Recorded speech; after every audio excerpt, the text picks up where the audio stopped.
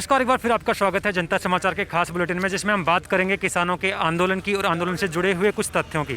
तो इसी कड़ी में आज हमारे साथ जुड़े हैं महिला जी, जो कि मुख्य प्रवक्ता हैं आरएलपी पार्टी के। तो उनसे बात करना चाहेंगे। सर, सबसे पहले आपका स्वागत है जनता समाचार में। बहुत बहुत धन्यवाद आपका, धन्यवाद। सर, जैसा कि अब तक का जो आंदोलन आगे की रणनीति उसके अकॉर्डिंग तय कर सकें। हाँ, शाहजहाँपुर बॉर्डर पे बेशक थोड़ा कम समय हुआ है, पर हिंदुस्तान का किसान पिछले 32 दिन से दिल्ली को 3 तरफ से घेर के बैठा था। आज दिल्ली चारों तरफ से घिरी हुई है, चाहे शाहजहाँपुर बॉर्डर हो, चाहे गाजीपुर हो, चाहे सिंगू बॉर्डर हो, चाहे टिकरी बॉर्डर हो। हिंदुस्तान के अलग अलग राज्यों से किसान इन तीनों बिलों की मुखालफत करने के लिए, पुरजोर तरीके से मुखालफत करने के लिए आया है।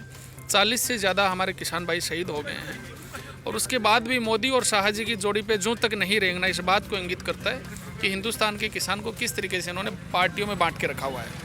तो जैसा कि सर, सरकार की अगर हम बात करें तो उत्तराखंड के कृषि मंत्री ने भी परसों कहा है कि किसी भी सूरत में बिल की वापसी नहीं होगी। जो आंदोलन चल रहा है ये विपक्षी पार्टियां करें, उस पर आप क्या कहना चाहेंगे? वो सरकार के मंत्री हैं, कुछ भी कह सकते हैं, और सरकार करना चाहती तो आज 40 से ज़्यादा साथी शहीद थोड़ी हो जाते। सरकार को झुका के, घुटनों के बुला के हिंदुस्तान का किसान जीत के जाएगा। आज़ाद भारत में नई आज़ादी की ये लड़ाई है। इस लड़ाई में हिंदुस्तान का किसान शहीद हो सकता है, पर पीछे नहीं हट सकता। जितनी भी देश में राजनीतिक पार्टियां हैं, 60 के आसपास राजनीतिक संगठन हैं, चुनाव आयोग के द्वारा मान्यता प्राप्त राष्ट्रीय और क्षेत्रीय दल, सारे लोग भारतीय जनता पार्टी को छोड़ के सारे लोग इसकी मुखालफत कर रहे हैं। हिंदुस्तान का किसान इसकी मुखालफत कर रहा है। तो मुझे समझ नहीं आ रहा, कोरोना के पीक काल में कुछ एक लोगों को ये फ़ायदा पहुंचाने के लिए, निजी कंपनियों के हाथों में हिंदुस्तान की कृषि व्यवस्था को देने के लिए मोदी शाह जी ने जो फैसला लिया, वापस इनको लेना पड़ेगा। तो जैसा कि सर सुनने में आया कि कल यहाँ पे नारे चल रहे थे कि हमें आज़ादी चाहिए, आज़ादी चाहिए, तो ऐसा क्या है, आप मतलब उस पर आप क्या कहेंगे? मैं कह रहा हूँ ना कि आज़ाद भारत में नई आज़ादी की लड़ाई हिंदुस्तान का किसान लड़ रहा है। ये आज़ादी निजीकरण के खिलाफ है। ये आज़ादी जिन कंपनियों के हाथों में, जिन चुनिंदा लोगों के हाथों में, अंबानी और अडानी जी के हाथों में इस देश की कृषि व्यवस्था को मोदी और शाह जी सौंपना चाहती हैं, उसके खिलाफ आज़ादी का बिगुल है। और हिंदुस्तान का किसान इस आज़ादी की लड़ाई में अपने आप को आज़ाद करवा के रहेगा। भारतीय जनता पार्टी ने किसान मुक्त भारत की सोच रखी है, पर हिंदुस्तान का किसान कमज़ोर नहीं है। सरकार के खिलाफ मजबूती से लड़ा और लड़ेगा। तो जैसा कि सर इसमें ये था कि परसों दिल्ली कूच करने का इरादा था, लेकिन किसी कारणों से यहाँ पे होल्ड किया गया है। तो कब तक ये होल्ड रहेगा, कि आगे इसमें क्या होगा, कि दिल्ली ये राष्ट्रीय लोकतांत्रिक पार्टी किसानों के समर्थन में है। किसानों के जितने भी जो जॉइंट फ्रंट काम कर रहे हैं, इसमें 35 के आसपास संगठन हैं, उनका कॉल होगा तो हम उनके साथ दिल्ली कूच के लिए चलेंगे। उनका कॉल अभी बैठने का, तो हम लोग यहाँ बैठे हैं। और हिंदुस्तान का किसान अलग अलग जगह अलग अलग तरीके से सड़कों पे बैठा है। दिल्ली कूच का जिस दिन कॉल कर देंगे, क्योंकि ये राष्ट्रीय लोकतांत्रिक पार्टी का आंदोलन नहीं है, ये किसानों का आंदोलन है। हम इसमें कोई राजनीतिक सुर्खियाँ नहीं बटोरना चाहते।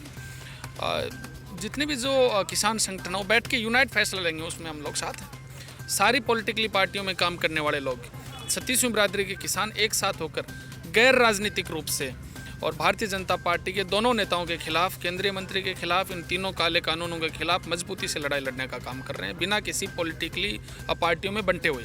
आप लोग कह रहे हैं कि वापसी, बिल की वापसी चाहिए, संशोधन क्यों नहीं? संशोधन का मतलब भी तो यही होता है कि आपने जो बिल पेश किया है, जो बिल आप लागू करना चाहते हैं, उसमें खामियां हैं।